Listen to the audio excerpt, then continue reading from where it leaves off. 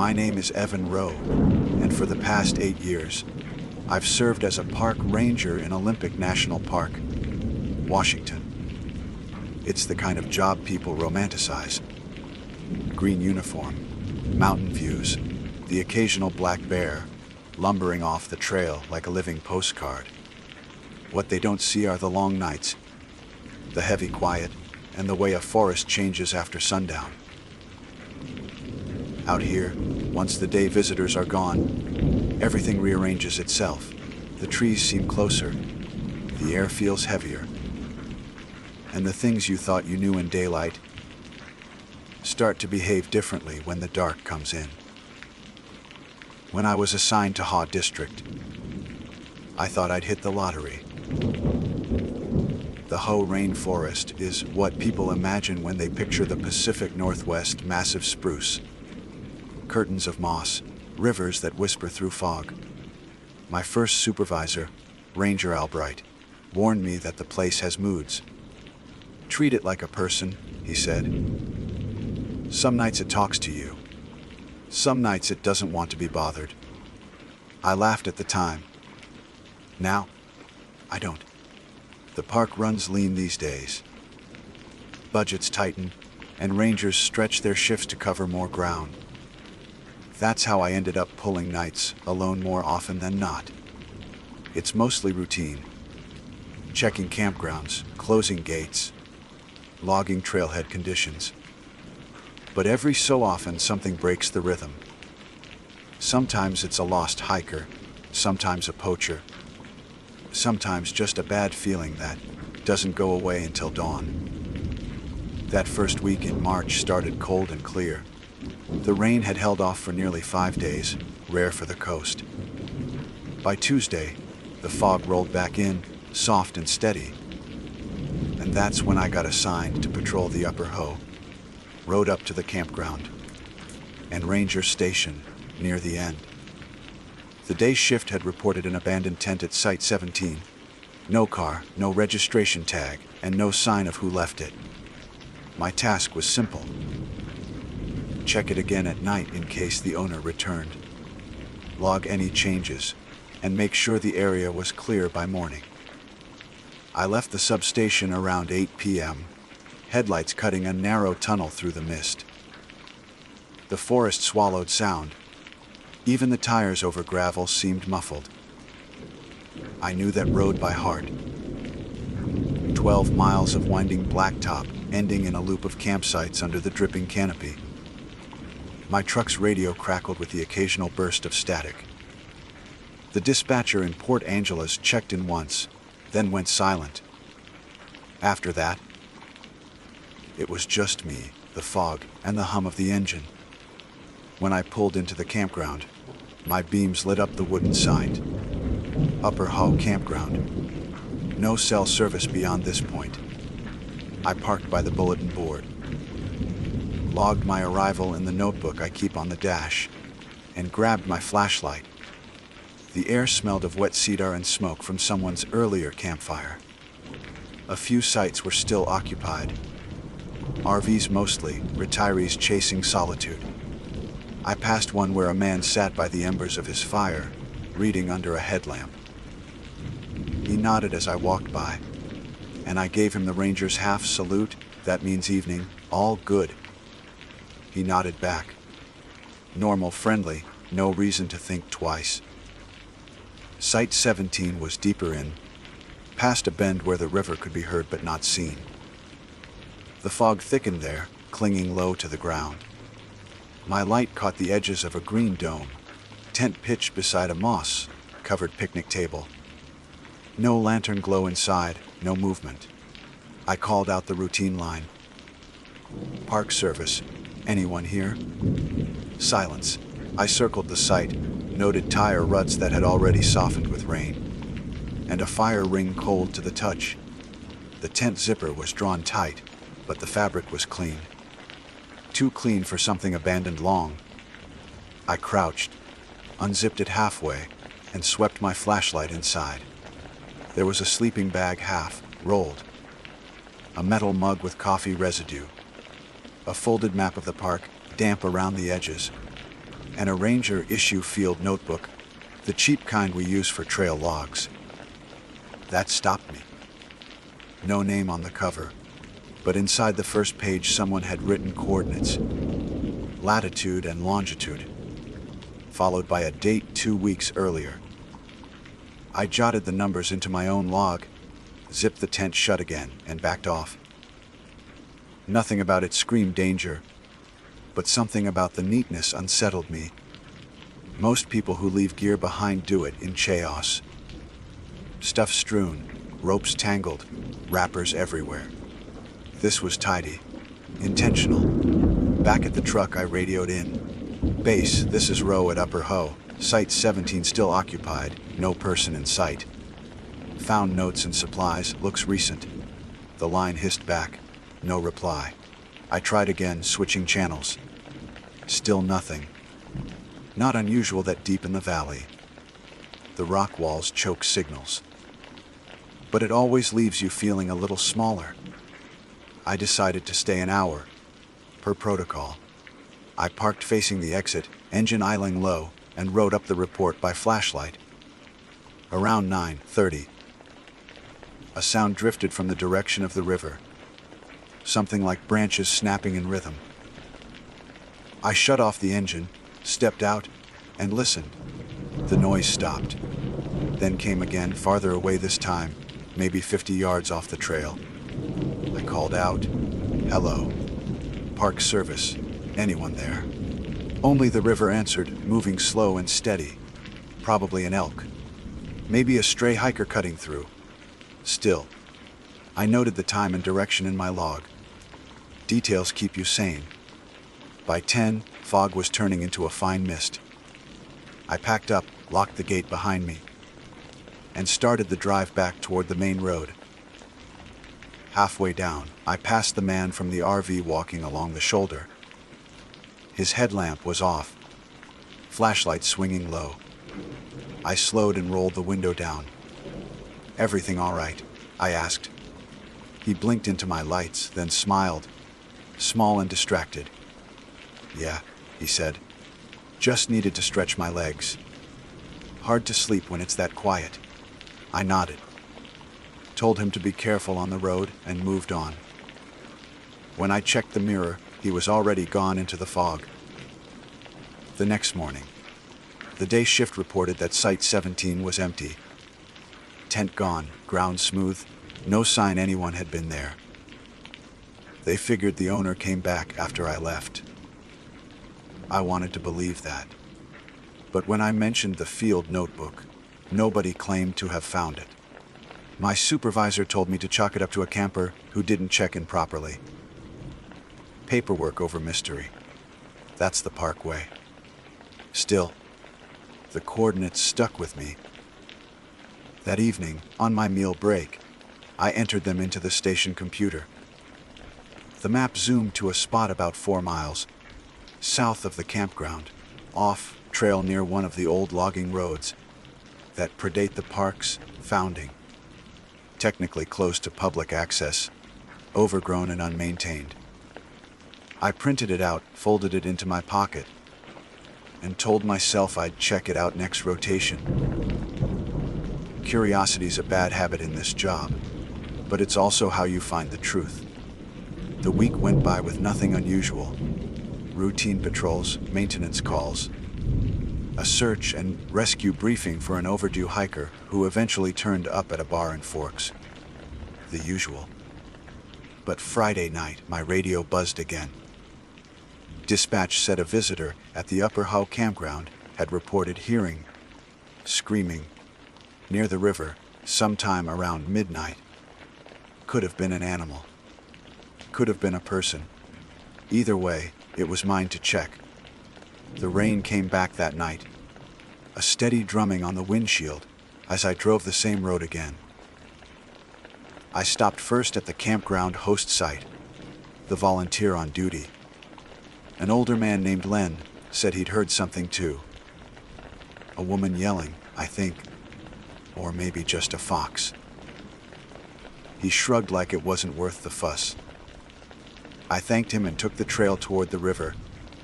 The fog was so thick my light only reached a few yards ahead. Every breath came back at me in a cloud. I found no footprints, no signs of struggle. Nothing but wet earth and the muted roar of the Ho River rolling past in the dark. Still, something felt off. A rhythm in the forest you can't quite name. The quiet wasn't empty, it was watchful. I walked another quarter mile and stopped at a clearing where the trees thinned. That's when I saw it. Faint light moving between the trunks. Too high to be a lantern, too steady for a firefly. I killed my flashlight. The glow paused, then dimmed out completely, leaving nothing but the wet sound of rain on moss. I waited 5 minutes. 10. When I finally turned my beam back on, the forest looked the same as before, except for one new detail: boot prints, faint but fresh, leading away from the river toward the old logging road. They weren't mine. I followed them for 20 yards before the ground gave way to slick mud and ferns. The prints ended at a fallen log, then disappeared. I swept the area, checked the compass, and realized I was standing almost exactly at the coordinates written in that notebook from Site 17. The rain intensified, heavy enough that the forest floor began to blur. I marked the location on my GPS, turned back toward the main trail, and told myself to file it clean. No speculation, just facts. But when I reached my truck, something in the side mirror caught my eye. A reflection of light again, quick and low, like a flashlight beam skimming across the trees. I waited, engine idling, watching the fog ripple. Then it was gone. Back at the substation, the radio finally came alive. Unit 7, status check, dispatch said. I hesitated before replying. Unit 7. All clear, I said. Just the usual night noise.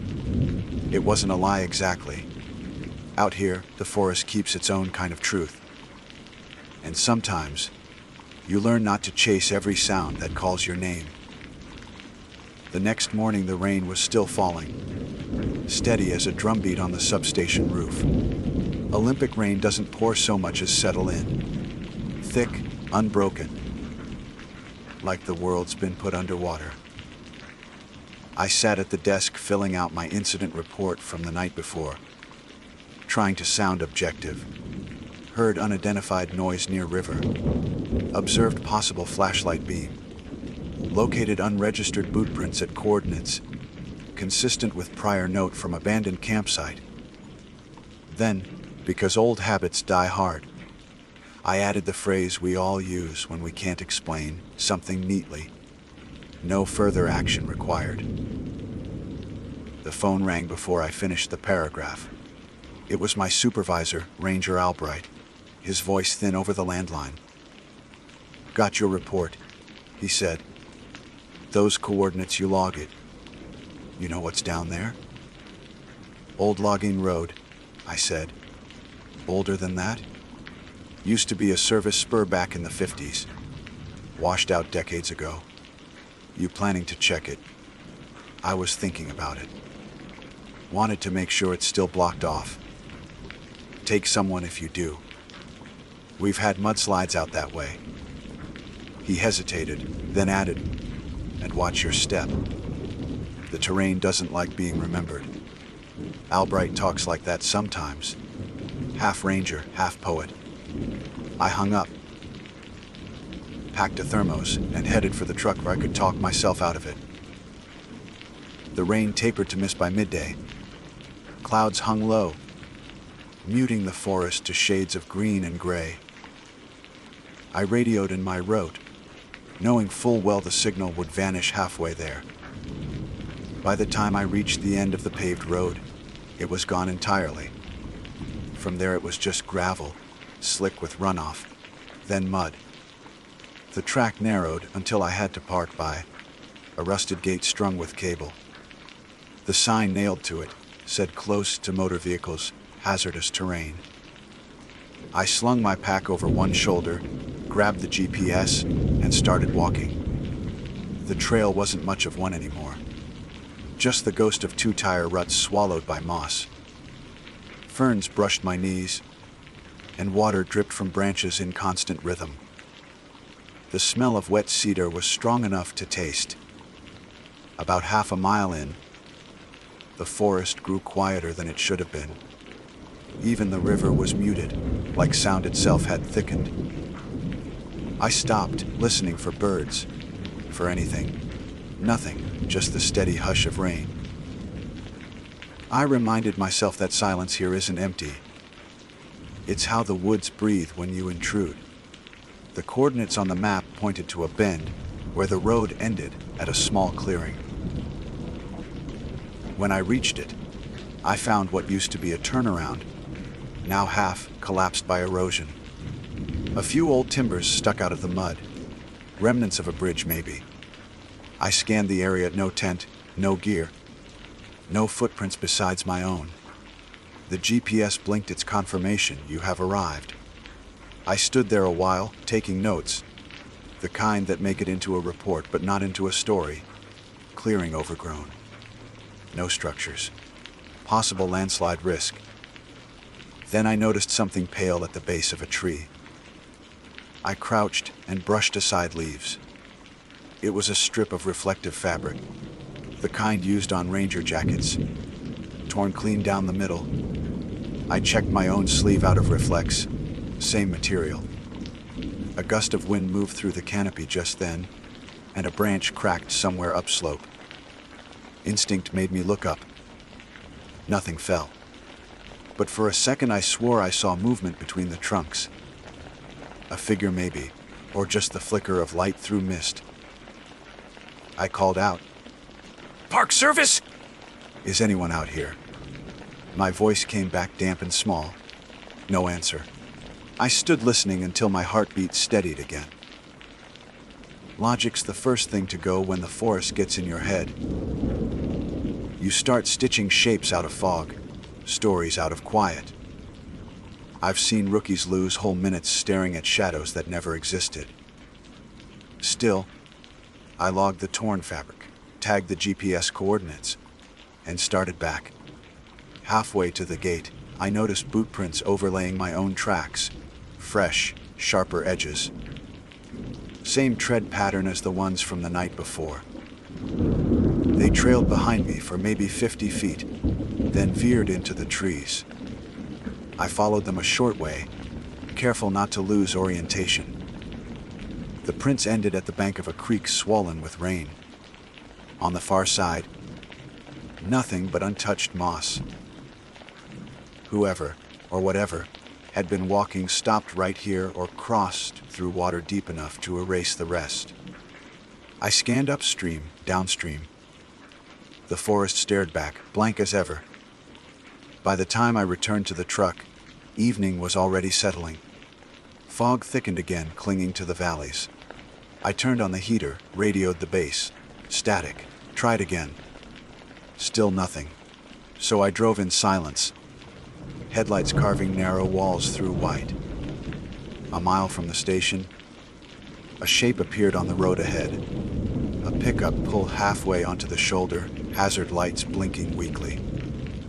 I slowed, window down. "Need assistance," I called.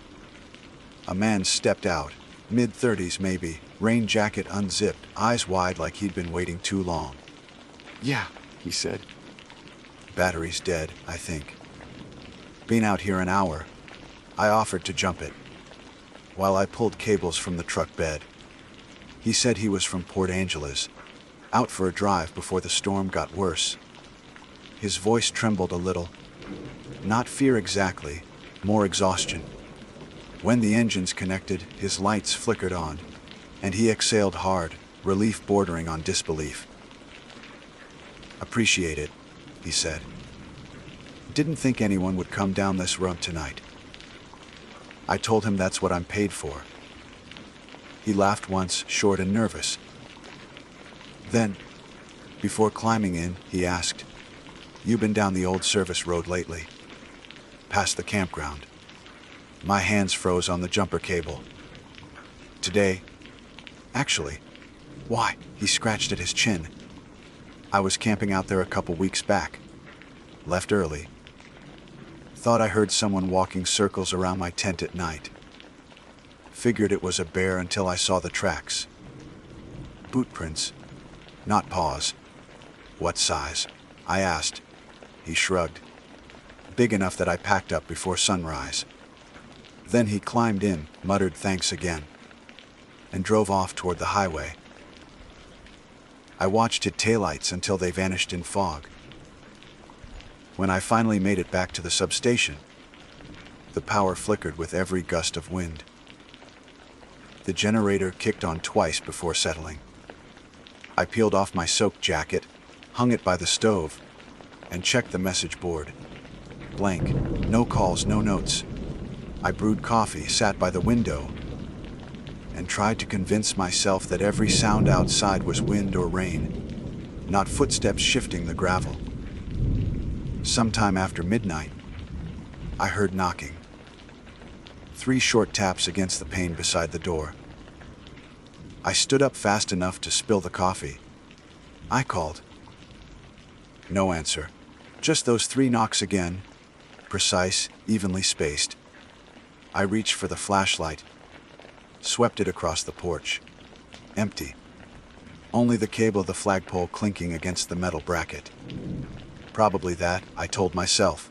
Wind and imagination. Still, I locked the door. Sleep came in fragments, interrupted by radio static. Around 3 a.m., the dispatch line finally crackled back.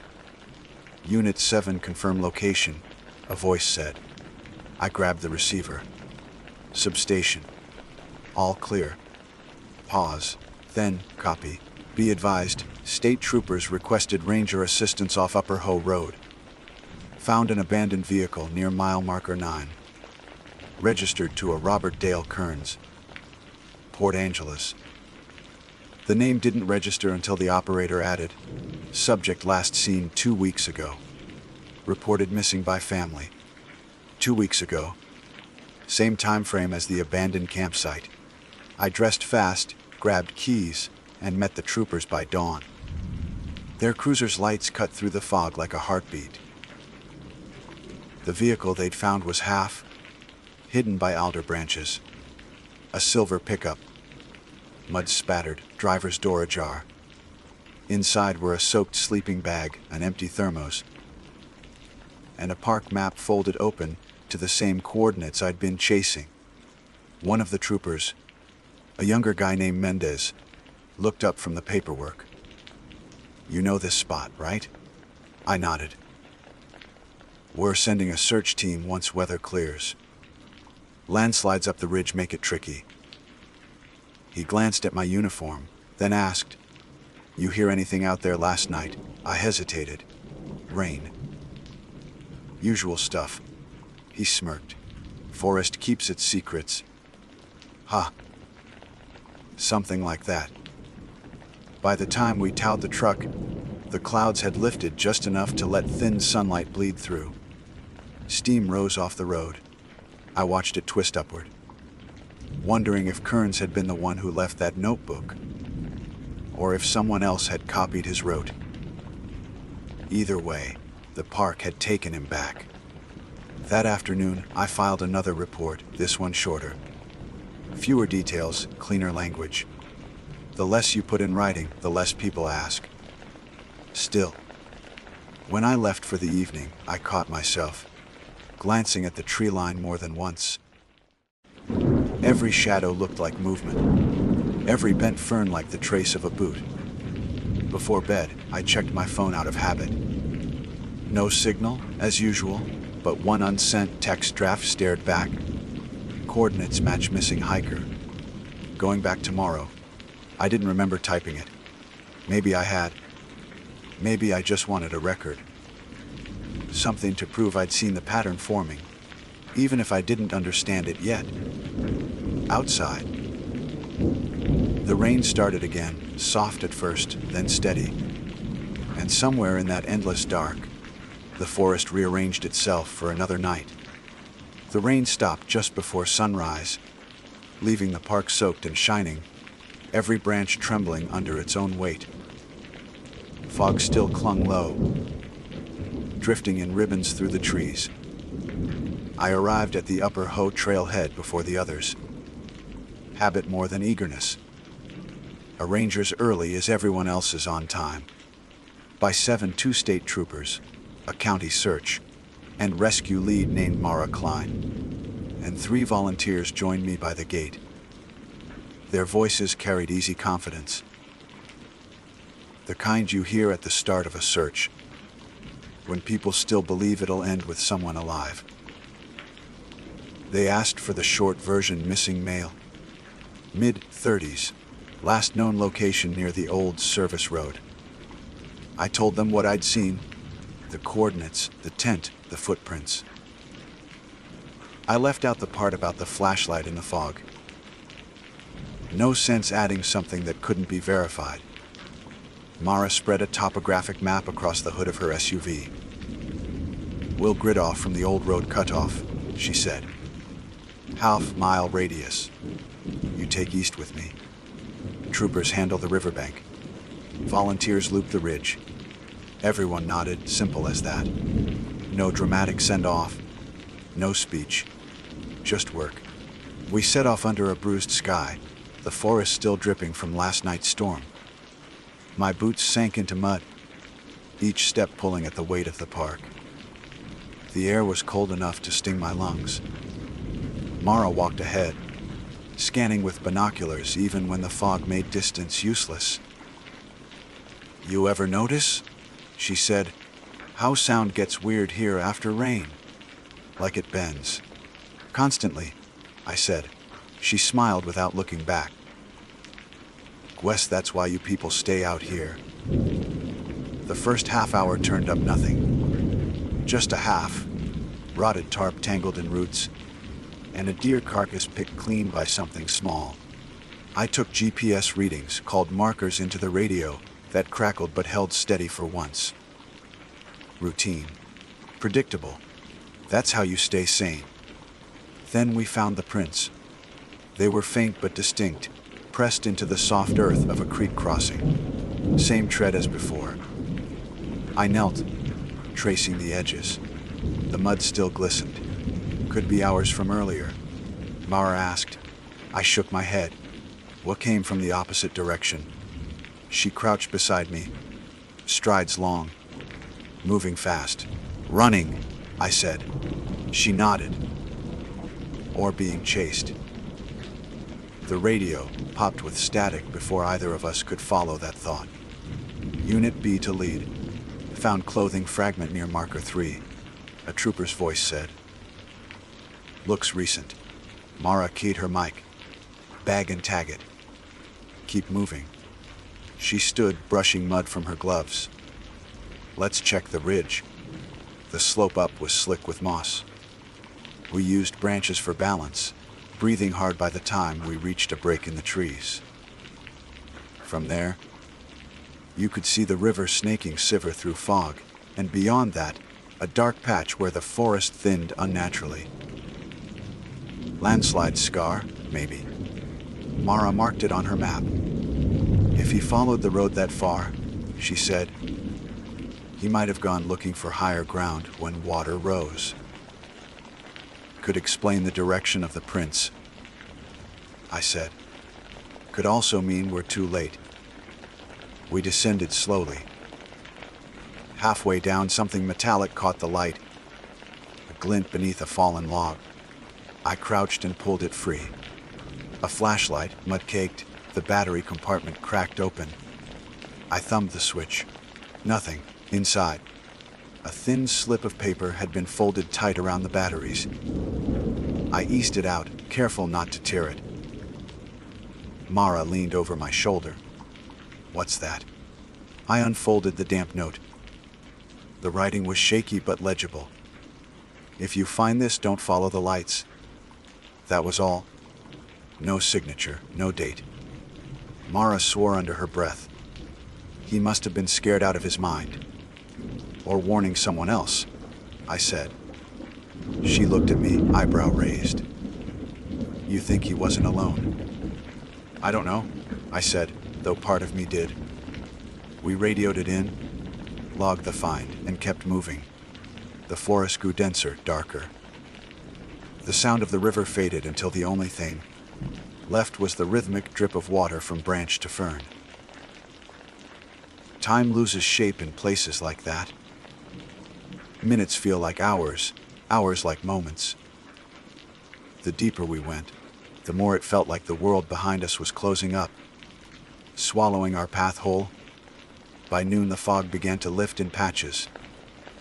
Sunlight broke through in thin, fragile beams, catching every droplet midair. It would have been beautiful if not for the smell. A faint, metallic tang like rust or blood. Mara noticed it too.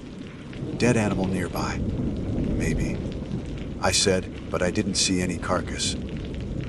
The scent hung there, thick and sour, before fading as suddenly as it came. We regrouped with the troopers around one. They'd found the fabric fragment, a sleeve from a gray rain jacket. Same reflective strip as the one I'd found yesterday. The tag inside read Kearns, RD, that confirmed it. Our missing man had made it this far. The volunteers broke out energy bars and water, while Mara spoke quietly with the troopers. I sat on a rock, scanning the tree line. The forest looked ordinary again. Light shifting, birds beginning to return. Yet something about the rhythm was off. The trees nearest the clearing leaned slightly toward the center, as if pulled by some invisible weight. I told myself it was the result of wind or soil erosion, but my body didn't buy it. Instinct's a stubborn thing. Mara waved me over. We're extending another half-mile south, she said. After that, we call it. Weather's turning again. I looked up. Clouds were building fast, stacking gray over the ridge. Another storm rolling in. You think we'll find him before dark? She didn't answer. Just handed me a fresh marker flag. Let's make it count. We hiked another 40 minutes without a word. The slope grew steeper, footing worse. I was starting to think about calling it when we reached the edge of an old logging clearing. Fallen stumps, half swallowed by moss, stretched out like graves. In the center stood a decayed shack. One wall intact, the rest collapsed under vines. I'd seen old timber shelters before, but this one looked wrong somehow. Its corners too sharp, its doorway too narrow. Like it hadn't fallen apart naturally but had been pulled inward. Mara whistled low. Guess we found where he was headed. I approached first, sweeping my light through the gaps. Inside, a few splintered boards, a rusted lantern, and the remains of a sleeping bag half buried in dirt. I knelt beside it. The fabric was shredded, but what stopped me was the notebook lying on top. Same brand, same size, same handwriting as the one from Site 17. I opened to the last written page. Day 3. I followed the light again. Thought it was help. It wasn't. I keep hearing the same radio check even when mine's off. If someone finds this, tell them the forest isn't empty. It listens. Mara crouched beside me. Jesus, you think he was hallucinating? Dehydration, exhaustion, fear, take your pick, I said. But the words felt too neat. She took a photo for evidence, bagged the notebook, and stood. We'll get this to his family once we confirm ID. I nodded, though part of me knew confirmation wasn't coming easy. Rain began again, soft and cold. The forest dimmed fast. We started back, but the descent was slower, mud slick, roots shifting underfoot. By the time we reached the main trail, the radio sputtered with interference, so loud we had to shut it off. I checked the time, 4:42 p.m. Dusk creeping early. When we reached the vehicles, Mara turned to me. Good work today, row. We'll resume at first light. I told her I'd stay a while, make sure no stragglers came out of the woods. She gave me a look, the kind that says you don't have to prove anything. But she didn't argue. They packed up and left. Alone again. I walked back to the trailhead. Rain hissed through the canopy, thickening into fog once more. I stood by the locked gate, listening. The forest was awake now, in that subtle way it gets after sunset. Every leaf dripping in unison, every gust carrying small rearrangements of sound. I caught movement down the road. A flicker, faint but deliberate. A flashlight maybe, swinging low. For a second I thought it was one of the volunteers returning. I raised my hand, ready to call out. Then the light stopped. I waited. Breath shallow. It didn't vanish. It dimmed, like someone had turned it down, then angled it toward the ground. And there, in that brief glow, I saw the outline of boots in the mud. Fresh. Facing mine, I blinked and the light was gone. I stayed there another minute before stepping forward. The prints were shallow, already filling with rainwater. Same size, same tread. My skin prickled under the collar of my uniform. I logged the time, location, and direction. Details, nothing more, and turned back to the truck. Rain intensified, hammering the roof as I sat inside. I radioed the base, though I knew what answer would come. Static. I killed the engine and waited, headlights pointed at the trailhead. The fog thickened until the beam turned solid white. Through it, faintly, a single shape wavered. Too far to make out, too still to be wind. By the time I looked again, it was gone. I drove back to the substation under rain that felt deliberate. Slow. Heavy drops that seemed to aim for the windshield. By the time I parked, my headlights had blurred into pale halos. The clock on the dash read 7:43 p.m. Everything inside the cab smelled like wet wool and coffee grounds. The first thing I did was hang my jacket by the stove. Second was pour what passed for dinner, canned chili. Reheated and over, salted. The power flickered once, held steady. I left the generator on standby and sat at the table with my notes. The notebook we'd recovered was sealed in a plastic evidence bag.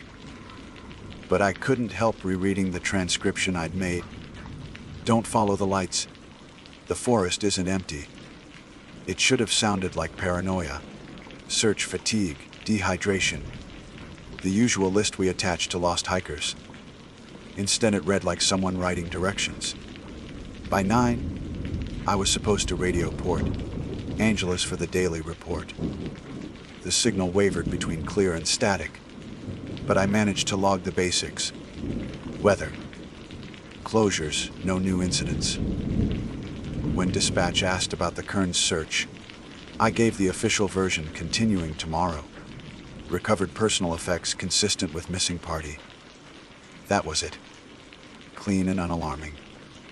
After the line went quiet, I stayed listening to the static longer than necessary. Sometimes, when you've been alone long enough, even static starts to sound like someone trying to form words. Around 10, a vehicle pulled into the lot, tires crunching gravel. I went to the window, hand on the doorframe. Headlights cut through the fog, then shut off. A knock followed. 2 short, 1 long. Ranger pattern. I opened the door. Mara Klein stood there, hood down, hair plastered by rain. "Sorry for dropping in unannounced," she said. "Road's washing out fast. Figured I'd stay here rather than hydroplane all the way to Forks." "Good call," I said, stepping aside. Generators running, stoves warm. She tossed her pack near the wall and exhaled. "You ever notice the park smells different after a search? Like the soil knows. We shared a silence, wasn't quite comfortable, but wasn't awkward either. She poured herself coffee, grimaced at the taste, and sat opposite me. "Troopers think Kearns fell in the river," she said. "Shoe found near the bank this afternoon. That close to the coordinates. Half-mile downstream. Current's strong this week. If he slipped, that's that." She rubbed her forehead. "Still doesn't explain the notes." I told her about the fabric strip I'd found earlier in the week, the matching tree, the figure in the fog. She didn't interrupt, just listened, eyes narrowing slightly at each detail. When I finished, she leaned back. "You think someone's out there messing with us?" "Could be. A squatter, maybe. There've been camps out past the boundary before. Poachers, too." She took another sip, then added, "But whoever it is, they move quiet." The rain deepened, drumming on the roof like fingertips. Wind pushed against the windows, making them flex. I checked the latch out of reflex. Everything secure. We went over tomorrow's plan, 2 teams, tighter grid, meet by noon if weather allowed. Routine talk, grounding talk. Still, both others kept glancing toward the dark glass, as if waiting for something to silhouette against it. Around 11, the radio snapped alive. Sharp burst, then a voice distorted by distance. "Unit 7, copy." I grabbed the mic. "7 here. Unidentified light source reported near mile 9, Upper Ho Road. Possibly distress signal. Can you confirm?" Mara met my eyes. I could tell we were both thinking the same thing. "Copy," I said. "On our way." We geared up fast. Jackets, flashlights, first aid packs. The drive out took less than 15 minutes. Rain had turned the road into a ribbon of glare. At mile 9, we slowed. The forest on both sides glistened under headlights, every drop reflecting back. Nothing unusual until Mara pointed. There, through the trees, a pale light flickered. Not white like a lantern, but faint yellow, swaying in short arcs. I parked, killed the engine. "Could be campers ignoring closures," I said, though my voice didn't sound convinced. We hiked in 50 yards before I realized how quiet it was. Even the rain seemed to fall softer here. The light blinked twice, then steadied. We moved closer, careful on the slick ground. The source turned out smaller than expected. A glow stick wedged into the mud beside a collapsed tent. My pulse slowed, replaced by procedural focus. We approached from opposite sides, calling out standard ID lines. No answer. Inside the tent was a sleeping bag, soaked and empty. On top of it lay another field notebook. Newer than the others, pages wrinkled but readable. The first entry was dated 3 days ago. The name on the inside cover, Kearns RD, again. Mara frowned. "No way this stayed dry out here for 2 weeks." "Exactly." She flipped through. Most pages were blank except the last one, written in short, cramped sentences, still hearing the voice. "Keep saying, Unit 7. Lights are closer tonight. Don't answer." We both looked up at the same moment. My radio crackled to life, loud enough to make us jump. "Unit 7, status check." Mara exhaled, relieved. "Dispatch timing's perfect." I keyed the mic. "7 here, checking light source, appears to be." Before I could finish, the radio repeated itself. "Unit 7, status check." Exact same inflection, exact same pause between words. Then silence. Mara whispered, "They just called you." I tried the channel again. "Dispatch, repeat last transmission." Nothing. We stood there with the rain ticking off our hoods, the glow stick dimming between us. Rational explanations lined up. Signal bounce, interference. cross, channel, repeat. I knew them all, had written reports citing each one. But none quite fit the timing. "Let's log and go," I said. She agreed. We packed the notebook, photographed the site, and headed back to the truck. On the drive, Mara kept glancing at the tree line. That voice sounded exactly like the real dispatcher. "Recording bleed. Through maybe," I said. "Old call looping through a frequency pocket." She half smiled. "You make it sound normal." "I've learned normal's whatever lets you sleep." Back at the substation, we dried gear and wrote separate reports. Her version straightforward. Responded to possible distress signal. Located abandoned tent. Collected evidence. Mine had the same bones but one extra line. Buried near the end, radio interference mimicked live call. I didn't want to forget that detail later, when doubt sets in. It was near 1 a.m. when Mara unrolled her sleeping pad in the corner. "Wake me if dispatch calls again," she said. Sure, she was asleep within minutes. I sat at the desk, lights low, radio humming faintly. Through the window, the forest looked like vapor. No edges, no scale, just movement. I turned the notebook over in my hands. Still sealed in plastic. The ink had smudged in places, but one word in the last entry remained dark and sharp closer. Outside, a twig snapped. I froze, listening. Another crack, softer this time, then a wet slosh of footsteps through puddles. Could have been a deer. Probably was. I reached for the light switch anyway. Nothing at the window. Just rain. Then came 3 knocks on the door. Same rhythm as last night. 2 short. 1 long. I stood without thinking, heart climbing into my throat. "Mara," I said quietly. She stirred, sat up. "What is it?" "Someone's outside." We both listened. Silence. Then the knock again, slower now. She grabbed her flashlight. I moved to the door, hand on the latch. "Who's there?" A man's voice answered, muffled by rain. "Park service." I exchanged a glance with her, then opened the door a few inches. A hiker stood there, soaked to the bone, shivering. Early 40s, red beard plastered to his chin. Got turned around, he said through chattering teeth. "Cars dead on the main road." His eyes darted behind us, scanning the room like someone checking for exits. Mara moved to fetch a blanket.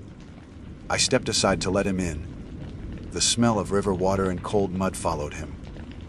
"Name?" I asked. "Robert Kearns." Mara stopped mid-step. He didn't notice. Too busy wringing out his sleeves. "Been walking since morning," he said. "You folks got heat." I pointed to the stove. "Warm up there." He crouched beside it, hands out. Steam rose from his jacket. "You got coffee?" "Yeah," I said slowly. "In the pot." Mara mouthed the words, "That's impossible." On the table beside me, the evidence bag lay open where we'd set it earlier. Inside it, the notebook still damp, still bearing his name. Outside, the wind shifted. Rain hammered harder, erasing every sound but its own. Kearns looked over his shoulder then, straight at me. His expression was calm, almost relieved. "Thanks for finding my stuff," he said. I thought I'd lost it. For a few seconds, none of us spoke. Rain filled the silence, hissing against the roof, a constant reminder that the world outside still existed. Robert Kearns crouched beside the stove, steam rising from his jacket. The heat reddened his cheeks, brought color back to lips that had turned gray, blue. He looked every bit like a man who'd been walking in the rain all day. Mud to his knees, raw blisters on both hands, a tremor running through him even as he warmed.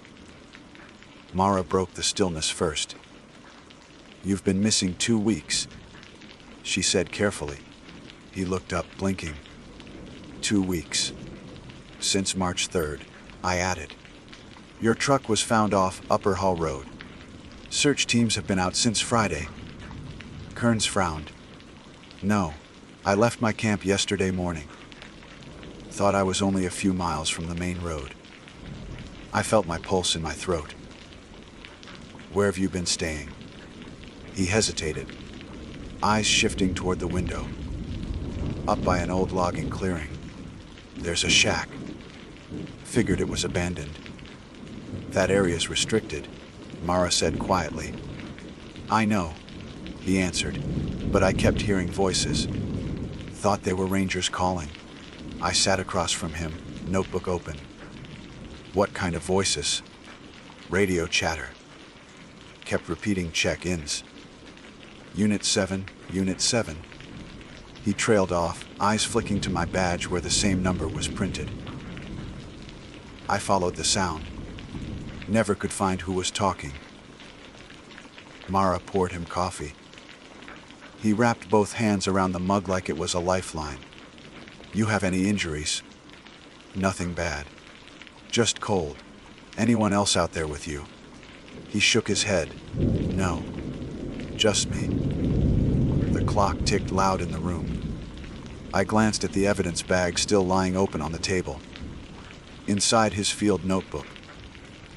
The one we'd found an hour earlier at the tent site. I zipped it closed and slid it under a folder before he could notice.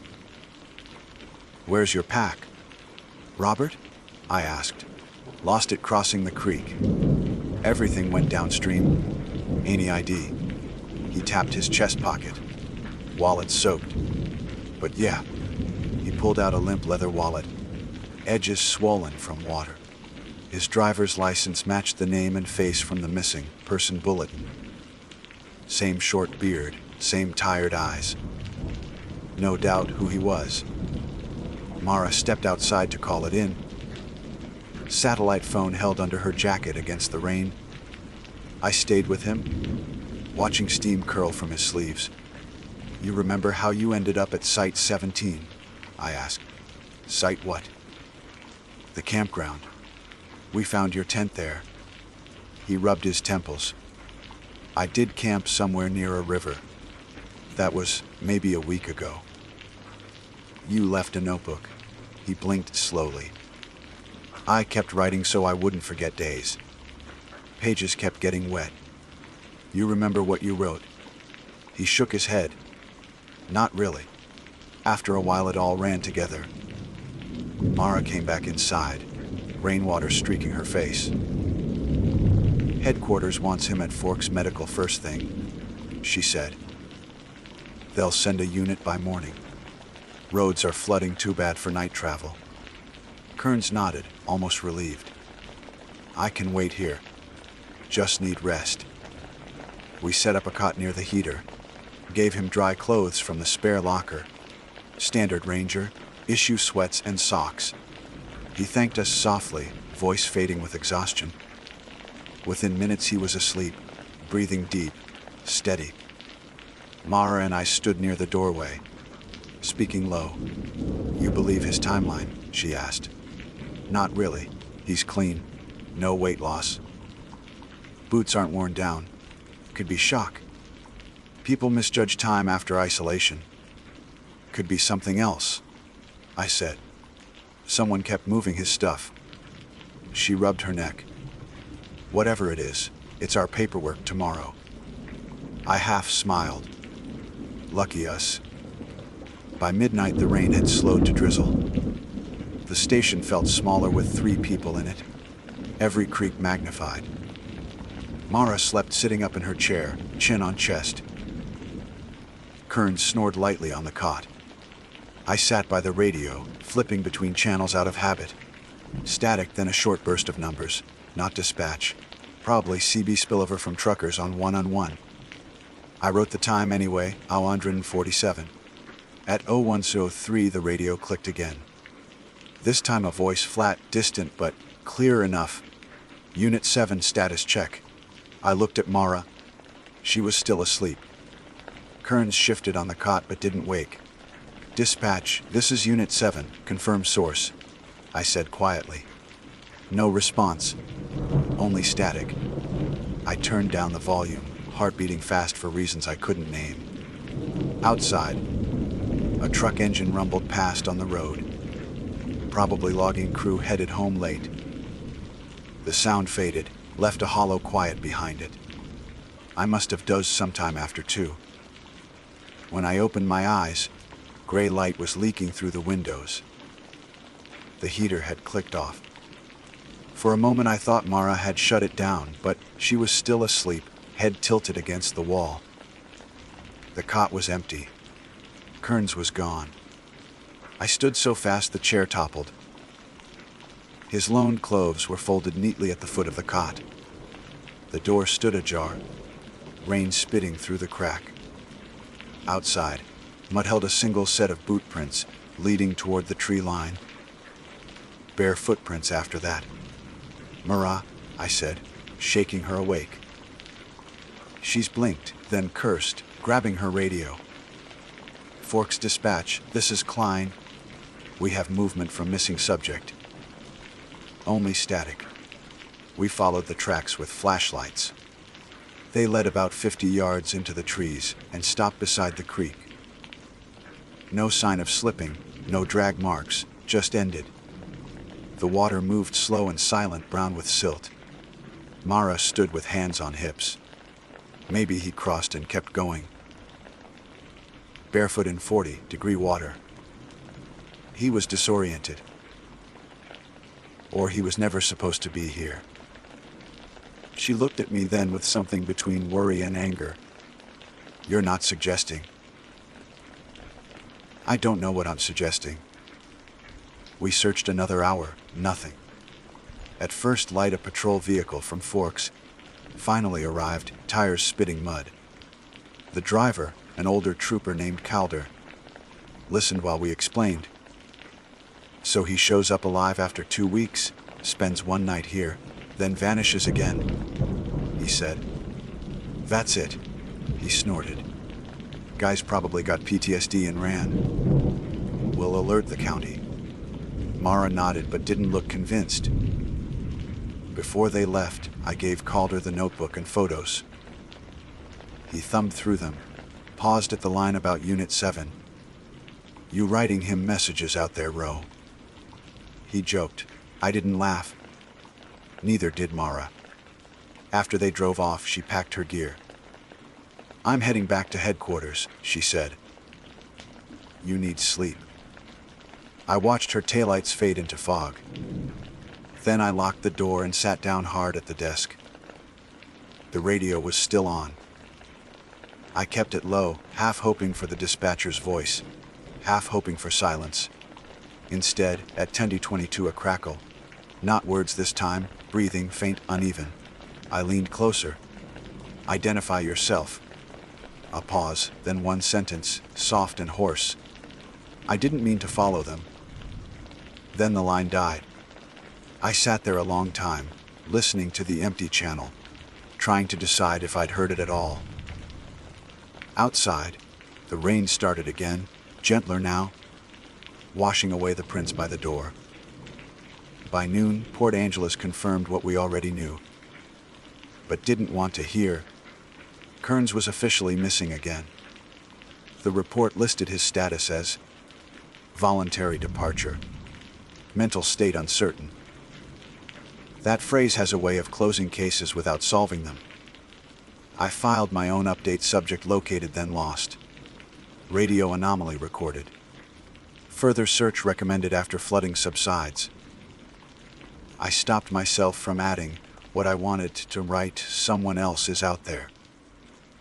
That evening I walked to the edge of the property where the road meets the tree line.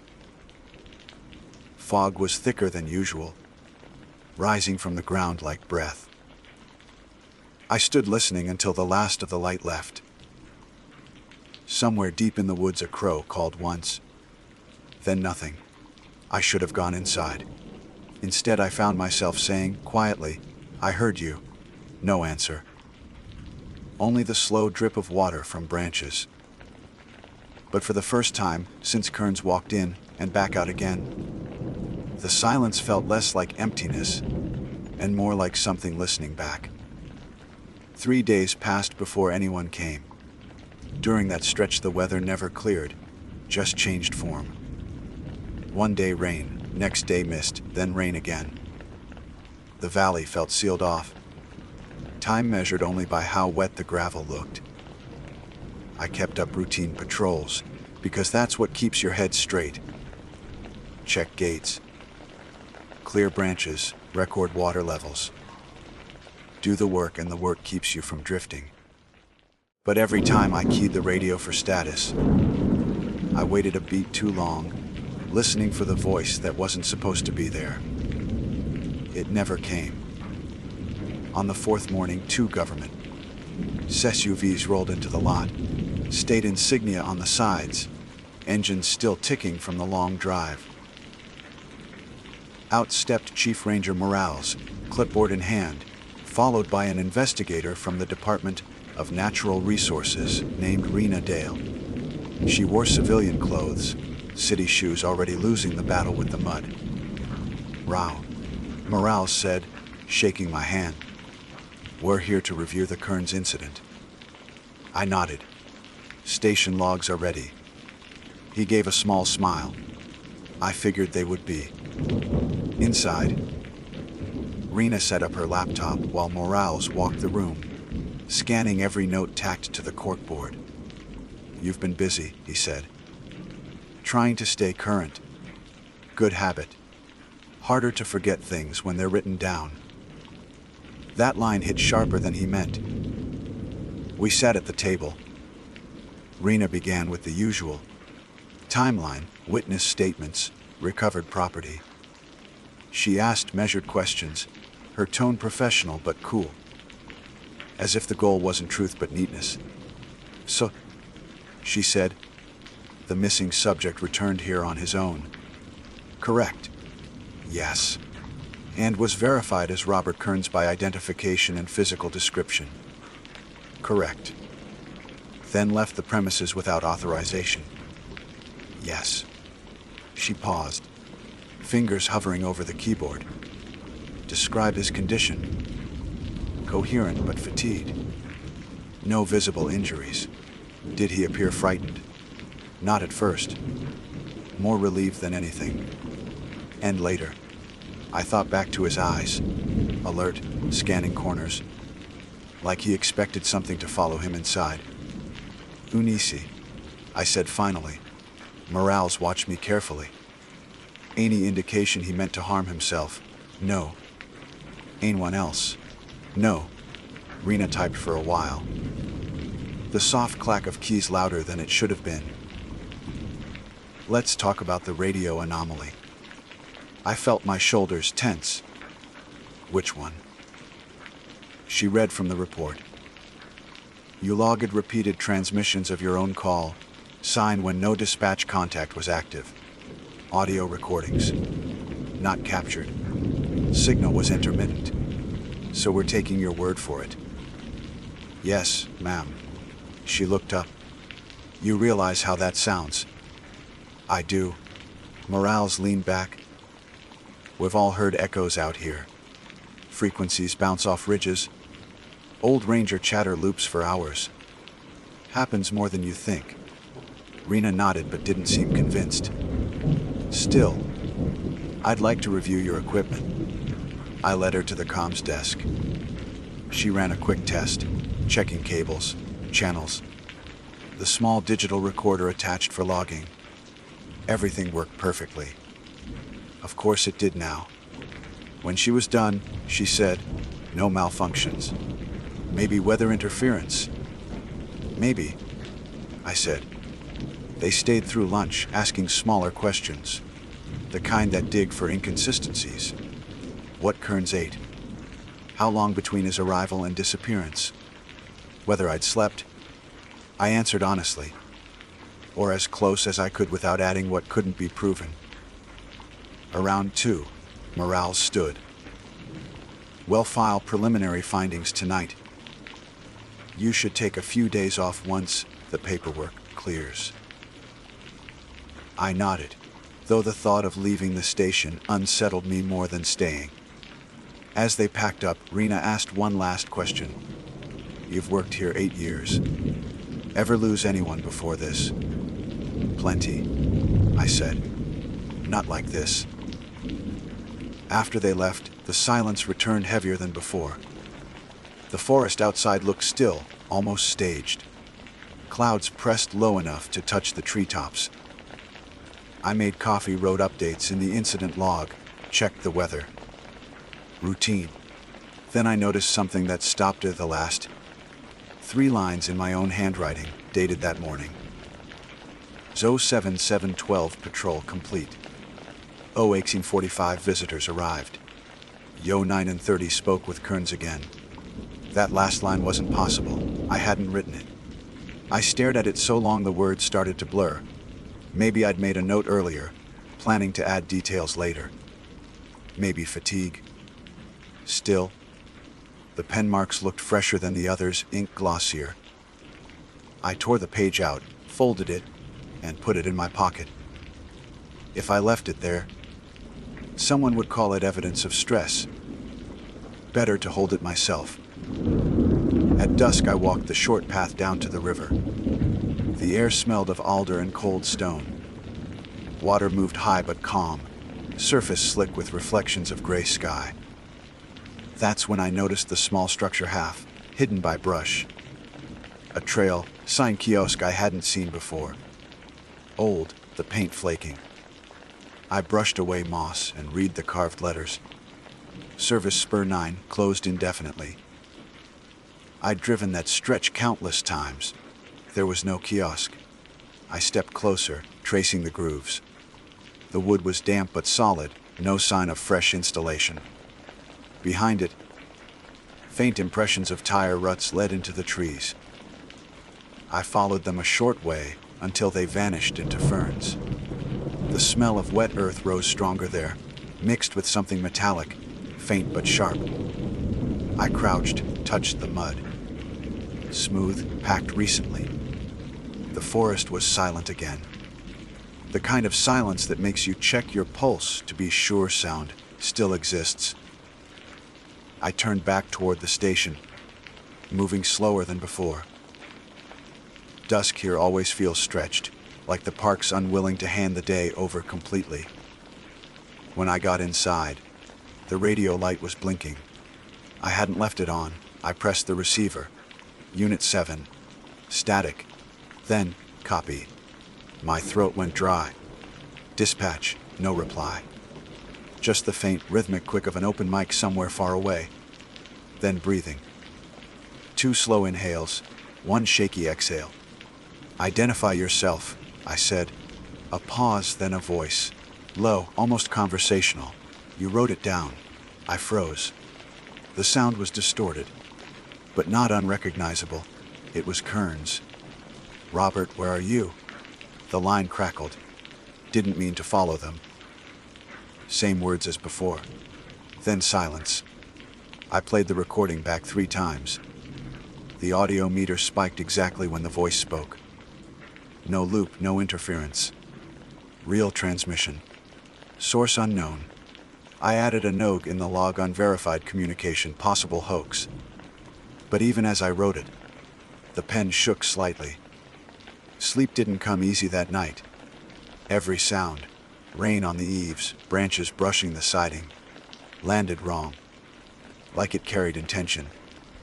Around 3 a.m., I heard tires crunching gravel outside. Headlights flashed across the wall, then cut. I opened the door expecting morals or another patrol. The lot was empty. No tire tracks. Only the smell of exhaust hanging faint in the damp air. When dawn came, fog pooled low again, thicker than before. I went to check the bulletin board for new assignments and saw something tacked there that hadn't been the night before. A single Polaroid photo. Water, spotted but clear. It showed the clearing by the old logging road. The same spot marked on the first notebook. In the foreground stood a figure in ranger uniform, face turned toward the camera. Me. Only I'd never taken that picture. I left the photograph pinned where I found it. Reporting it would mean more paperwork. Another round of questions from people who measure truth in checkboxes. Keeping it quiet meant owning the uncertainty myself. I chose the second. For now. The morning came slow, gray light filtering through mist thick enough to taste. Everything smelled like cedar and wet metal. I brewed coffee, opened the incident log, and tried to start a new entry. The pen wouldn't move. By 9, Morales called in. "Ro, you there?" "Here," I said. "We got Rena's preliminary findings. Looks like the Kearns case is closing as environmental exposure. Family's been notified." I stared at the Polaroid. "So that's it?" "Unless something new comes up." "You holding up?" "Fine. Take a couple of days. Go down to Forks, get some real food." "Copy." He hung up. The click echoed in the small room. I looked again at the photograph. My uniform, my stance, the way the fog haloed the figure. The timestamp scrawled along the bottom edge. March 10:04:27 a.m. The camera had been closer to the ground, angled slightly upward. Like whoever took it had been kneeling. That was the same hour I'd heard the phantom engine in the lot. Logic offered possibilities. Prank by a volunteer, old photo printed and left as a joke, even self, timer on a confiscated trail camera. But logic in this place often felt like a blanket too small to cover everything. I slipped the photo into an envelope and sealed it. Wrote "hold for evidence" across the front. Then I packed a small bag, locked up the station, and drove toward Forks. The road wound through the forest in long wet ribbons. Visibility 30 yards at best. Twice I pulled over to let fog thin. Each time I turned off the engine, the silence pressed close. Not absence of sound, more the sense that something was waiting for permission to start speaking again. By the time I reached town, rain had eased to drizzle. The diner near the highway was half, full of locals, truckers, mill workers. A couple tourists stubborn enough to visit in March. I took a corner booth, ordered eggs, didn't taste them. A man 2 tables over caught my eye. Park volunteer vest, name patch reading Len. The campground host I'd met that first week. He gave a small nod. "Heard you found your missing guy," he said when I passed his table on the way out. For a while, he chuckled, like that was the whole joke. They never stayed found long out there. Park's too old for that. I wanted to ask what he meant, but he'd already turned back to his coffee. At the station in Forks, Morales met me in the garage. He looked tired, dark crescents under his eyes, jaw tight. "You didn't have to come down," he said. "I needed to drop something off." I handed him the envelope. He opened it halfway, saw the photo, frowned. "Where'd this come from?" "Found it on the bulletin board." "Who took it?" "That's the question." He studied it a moment longer, then slid it back. "Well, file it. But let's keep this quiet until we know what we're looking at." Understood. We went through routine debrief. No anomalies on equipment logs, no further sightings, radio frequency stable. Everything tidy again. Before I left, Morales said, "You've done good work, Ro. Don't let this one eat at you. Some cases just fold in on themselves." "Yeah?" I said. "Seems that way." I spent that night in a motel on the edge of town, heater rattling, rain starting again by dusk. Sleep didn't come easy. Around midnight, I woke to the faint murmur of radio static from somewhere near the wall. I checked my phone. Off. Checked the clock radio, unplugged. The sound kept going, soft but steady. I followed it to the window. Outside, a truck idled under the streetlight. Government plate, antenna array on the roof. Morales' SUV, maybe. Hard to tell through rain. I stood there until the sound stopped. When I looked again, the lot was empty. The next morning I checked out and drove back toward the park. I told myself it was to clear out personal gear before my break. Truth was, I couldn't leave it unfinished. The sky was bright for once, sunlight filtering through thin clouds. The kind of day that almost tricks you into thinking nothing bad ever happened here. But the deeper I drove into the how, the thicker the shadows grew. At the substation, everything looked untouched. The door locked, the stove cold. I walked the perimeter anyway. Habit more than suspicion. Nothing unusual until I reached the edge of the clearing, where the gravel gives way to forest floor. There, half buried in mud, I found a second Polaroid. Same timestamp. Different angle. It showed the same clearing as before, same figure in uniform. But this time, the man wasn't facing the camera. He was walking into the trees. I turned the photo over. On the back, faint writing in pencil, "Don't follow the lights." My throat tightened. The rain began again, thin at first, then heavy enough to blur the world into motion. I went back inside, locked the door, and sat down at the desk. Every ranger learns to file a motion under later. I tried. Failed. Instead, I opened a fresh notebook and started writing. Not a report, not a confession, just an account in case someone else ended up here. After me, March 12. Weather mild, river rising. Recovered second photo at substation perimeter. No footprints nearby. Both images depict same scene. Timestamp identical. Message matches prior recovered note from Kearns. Possible hoax, but logistics unlikely. I stopped there. Added one last line. Forest unchanged. Me not sure. The power flickered, came back. The radio light blinked once. I didn't touch it. Outside, fog crept in again. Soft as breath against glass. I watched until the world turned colorless. The longer I stared, the more it looked like movement. Slow, deliberate. Almost human. Maybe just shifting air. Maybe what happens when you spend too long listening for something that isn't speaking. By dusk, the rain eased. I locked up, loaded my truck, and sat behind the wheel without starting the engine. The forest pressed close on both sides, every trunk dark with water. Somewhere in the back seat, my handheld radio crackled. One short burst. Then, Unit 7. I exhaled. Copy. Static. Then another voice, not dispatch, not Kearns. A woman's this time. Calm, measured. Don't follow the lights. The transmission cut mid-syllable. I waited, heart slow and heavy, until the static softened into quiet. I could have driven away right then. Should have. Instead, I stepped out into the cool air, radio in hand, and looked toward the tree line. The last light of evening filtered through fog, breaking into pale shafts that could have been anything.